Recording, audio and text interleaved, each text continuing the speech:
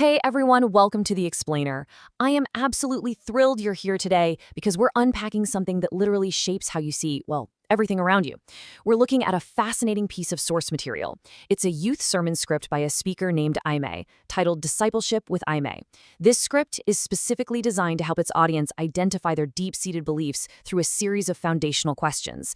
It is just a fantastic framework for understanding how belief systems operate, whether you agree with the ultimate conclusions or not. Let's get right into it. Okay, let's dive into this. We're going to group Amy's 8 fundamental questions into a few logical themes to really map out this concept.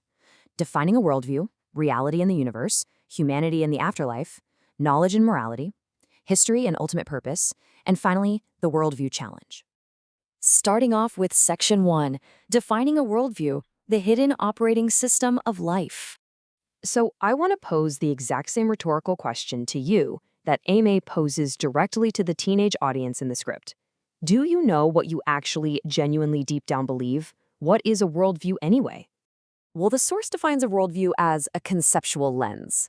Think of it like a pair of glasses that you literally never take off. It filters everything: the news, your future, your whole concept of good and evil. Or, to use an even more modern analogy from the text, it's like your phone's background operating system. You don't always actively see it running, but it's managing every single process. And the script makes an absolutely vital claim here. Everybody has one. Even the ultimate skeptic who claims to believe in absolutely nothing, yep, they are still operating from a specific worldview.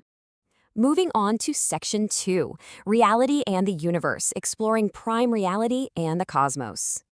The very first question asks, what is really real? Now, alternative views might suggest that matter, atoms, and physics are the whole shebang, or maybe there are multiple mysterious forces out there. In contrast, the script outlines the Christian view, that an all-powerful, all-knowing God is the prime reality and foundation. The script emphasizes that God is the great I Am, existing before time and the universe even began. The text points out that however you answer this first question, it essentially serves as the root of the tree, shaping every single answer that follows. Now, what's really interesting about this is how we frame our physical surroundings. We see a really stark contrast here. Is the universe just random, accidental, and chaotic? Or, as the Christian worldview posits, is the world intentional, ordered, and perfectly designed? The source beautifully describes this as seeing the fingerprints of an author when you look at the ocean, the stars, or a newborn baby. It contrasts a universe of meaningless chaos with one of deliberate, purposeful design. Which brings us to Section 3, Humanity and the Afterlife, Human Nature and What Comes Next. When asking what is a human being, the contrast is pretty wild. Are we just highly evolved smart animals or biological machines? Or, looking at the Christian answer, are humans imago Dei, a Latin term meaning made in the image of God? The script asserts that viewing humans this way radically changes how people treat one another. Think about it. If every person carries the image of the Creator, then human life has inherent dignity and worth. And not just because society agreed on it, but because of a divine stamp of approval. Then comes the inevitable question: what happens at death? Alternative views suggest we simply stop existing, fade to black, or perhaps we're reincarnated. The script outlines the Christian answer as one where death is ultimately defeated, offering the promise of resurrection and eternal life. But what's really fascinating about how Aimee presents this is the practical application. This specific belief in the afterlife isn't just about the future. The script argues it's meant to give followers profound courage, meaning, and sacrificial love in their present everyday lives. All right, Section 4, Knowledge and Morality, How We Think and Act. Why is it even possible to know anything? Why does math actually work? Well, one view represents the idea that our brains simply evolved to survive, making logic just a clever biological adaptation. But the Christian view frames rationality as a direct gift from an all-knowing God. The script argues that humans can understand science and math precisely because we are rational beings created by a rational creator, making the universe inherently knowable. It positions knowledge not just as a survival instinct, but as a divine reflection. So the crucial point is how this ties into morality, which is often the question that divides people the absolute most. If you look at subjective morality, it's based on personal feelings, cultural norms, or species survival. But the script points out a massive flaw here. If morality is just societal, then horrifying historical atrocities could technically be justified as fine in their time. Yikes. In contrast, the Christian worldview argues that right and wrong are objective realities grounded in an unchanging standard, God's good character. It means something can be wrong even if literally everyone is doing it. Section 5. History and ultimate purpose. The grand narrative and personal calling. Does history actually have a plot, or is it just random events? The Christian worldview presents history as a meticulously plotted, epic story. It starts with a perfect creation, right? Followed by humanity's rebellion and the entry of brokenness.